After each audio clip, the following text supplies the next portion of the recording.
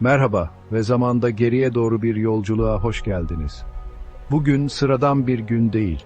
Bugün dünyanın tarihindeki en büyüleyici ve gizemli dönemlerden birine adım atıyoruz.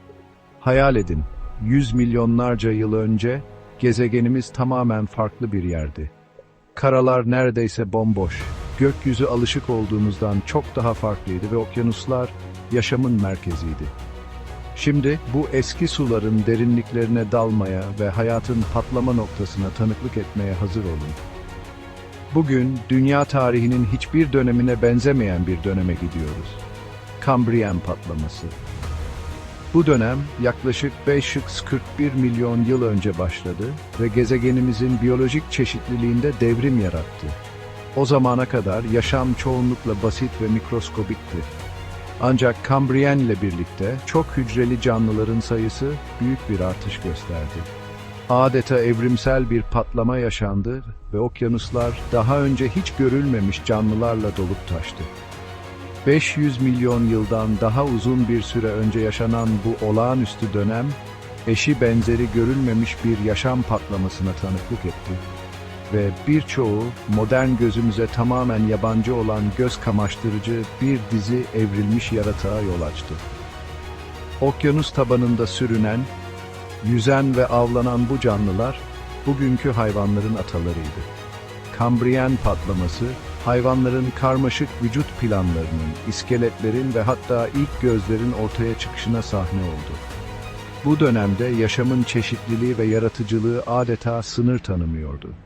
Bunların arasında hem tuhaf hem de muhteşem bir evrilmiş yaratık, gerçek bir evrim harikası yüzüyordu. Anomalocaris. Bu canlı, o dönemin en büyük ve en korkulan avcılarından biriydi. Uzun, esnek gövdesi, yüzgeçleri ve şaşırtıcı derecede gelişmiş gözleriyle Kambriyen denizlerinin hakimi olmuştu. Anomalocaris, avını yakalamak için kullandığı pençeleriyle ve hızlı hareket kabiliyetiyle dönemin ekosisteminde önemli bir rol oynuyordu. Bu olağanüstü hayvan, Anomalocaris canadensis, sadece başarılı bir avcı değil, aynı zamanda bu önemli dönemde çiçek açan inanılmaz çeşitliliğin de bir kanıtıydı. Onun fosilleri, Kambriyen patlamasının ne kadar radikal bir değişim yarattığını gösteriyor. Anomalocaris'in karmaşık yapısı, evrimin ne kadar hızlı ve yaratıcı olabileceğinin canlı bir örneği. Onun gibi evrilmiş canlılar, bugünkü hayvanların evrimsel yolculuğunda önemli bir basamak oluşturdu. Öyleyse, Anomalocaris'in sırlarını ortaya çıkarmak için, fosil kayıtlarını rehberimiz olarak kullanarak, Kambriyen denizlerinin derinliklerine inelim. Paleontologlar, bu eski canlıların izlerini sürerken, her yeni fosil bulgusu bize geçmişin kapılarını aralıyor. Kambriyen patlaması, yaşamın ne kadar dayanıklı ve yenilikçi olabileceğini gösteren bir dönüm noktasıydı. Şimdi bu büyüleyici yolculukta bize katılın ve geçmişin sırlarını birlikte keşfedelim. En eski biçimlerinde bile yaşamın yaratıcılığına ve direncine hayran kalmaya hazır olun. Kambriyen patlaması, sadece geçmişin bir hikayesi değil, aynı zamanda yaşamın sonsuz olasılıklarının ve evrimin gücünün bir kanıtıdır. Şimdi bu olağanüstü dönemi birlikte keşfetmeye başlayalım. Hikayemiz, okyanusların derinliklerinde değil, Kanada Kayalık Dağları'nın yükseklerinde, dünyanın en sıradışı ve zengin fosil alanlarından biri olan Burgess Shale'in engebeli ve büyüleyici arazilerinde başlıyor. Bu bölge, milyonlarca yıl önce denizle kaplıydı ve bugün kayaların arasında saklı kalmış, yaşamın ilk patlamasına dair olağanüstü izler barındırıyor. Burgess Shale, yalnızca fosillerin bolluğuyla değil, aynı zamanda bu fosillerin olağanüstü korunmuş detaylarıyla da bilim dünyasını büyülemeye devam ediyor. Burada kayadaki hassas izler ve ince detaylar, Kambriyen patlamasının sırlarının kilidini açmanın anahtarını tutuyor. Her bir fosil yaklaşık 508 milyon yıl öncesine, yaşamın çeşitliliğinin adeta patladığı bir döneme ışık tutuyor. Bu izler bilim insanlarına O dönemde okyanuslarda yaşayan tuhaf ve alışılmadık canlıların dünyasını keşfetme fırsatı sunuyor. Anomalocaris, yani anormal karides, tarih öncesinin derinliklerinden ilk olarak burada ortaya çıktı.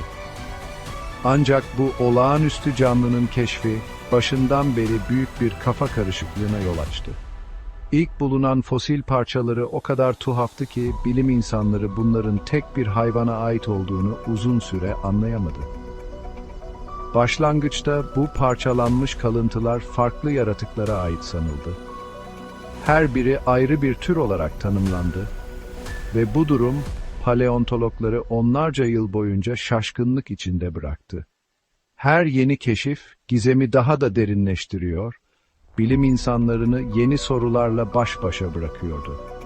Dağınık ve eksik parçalardan soyu tükenmiş bir hayvanın gerçek şeklini ortaya çıkarmak hem heyecan verici hem de son derece zorlu bir süreçti. Her yeni parça, büyük bulmacanın eksik bir parçası gibi, Anomalocaris'in gizemli dünyasını biraz daha aydınlatıyordu. Bu, çözülmesi onlarca yıl ve birçok parlak zihnin işbirliğini gerektiren gerçek bir bilimsel bulmacaydı. Sonunda sabır ve merak sayesinde Burgess Shale'in kayalarında saklı kalan bu gizemli yaratığın hikayesi gün yüzüne çıkmaya başladı. Her yeni keşif, geçmişin sırlarını biraz daha açığa çıkarıyor ve yaşamın evrimine dair anlayışımızı derinleştiriyor. Sonunda fosil yapbozundan ortaya çıkan yaratık, şaşırtıcı olmaktan başka bir şey değildi.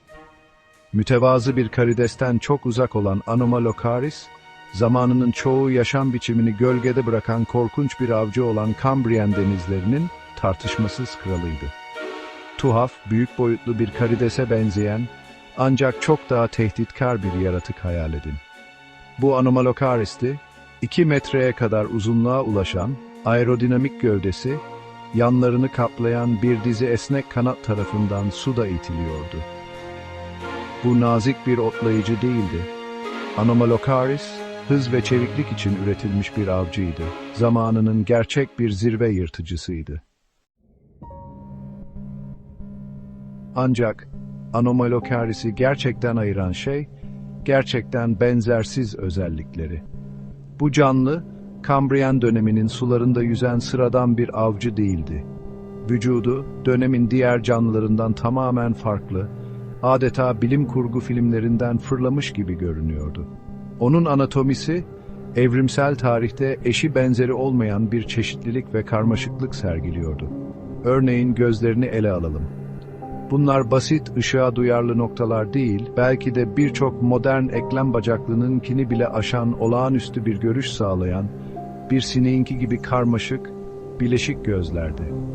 Her bir göz binlerce küçük mercekten oluşuyordu ve bu sayede Anomalocaris, çevresindeki dünyayı neredeyse 360 derece görebiliyordu.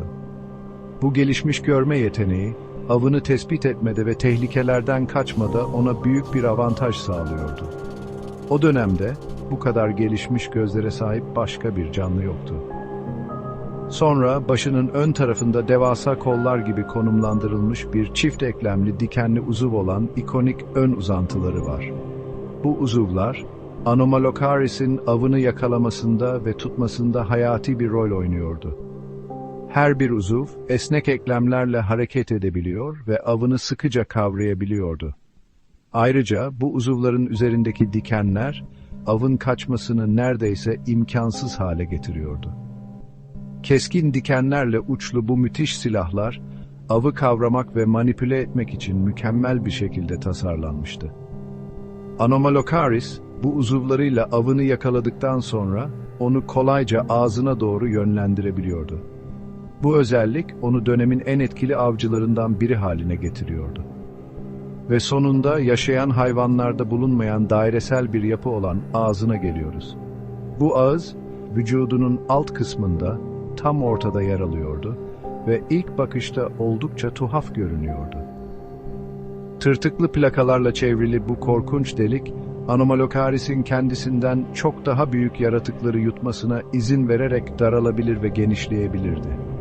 Bu ağız yapısı, avını parçalamak ve sindirmek için mükemmel bir şekilde evrimleşmişti. Anomalocaris'in bu benzersiz anatomisi, onu Kambriyen okyanuslarının en korkulan avcılarından biri yapıyordu. Ve bugün bile bilim insanlarını hayran bırakmaya devam ediyor. Kambriyen denizlerinin çoğu sakini, birkaç santimetreyi aşmayan minik canlılardı. Ama bu küçük dünyanın ortasında Anomalocaris devasa bir gölge gibi yükseliyordu. O modern karideslerle kıyaslanabilecek büyüklükteki canlıların arasında neredeyse bir insan boyuna ulaşan bir devdi. Hayal edin, o eski okyanuslarda minik yaratıkların arasında süzülen bir dev, bilinmeyenin karanlık sularında avını arıyor. Anomalocaris, yalnızca boyutuyla değil, avcılık yetenekleriyle de Kambriyen ekosisteminin kaderini belirledi. O, zamanının tartışmasız hükümdarıydı. 500 milyon yıl önce, bilinmezliklerle dolu denizlerde hüküm süren bu dev, bize yaşamın ne kadar şaşırtıcı ve gizemli olabileceğini hatırlatıyor. Belki de Kambriyen'in derinliklerinde hala keşfedilmeyi bekleyen sırlar vardır.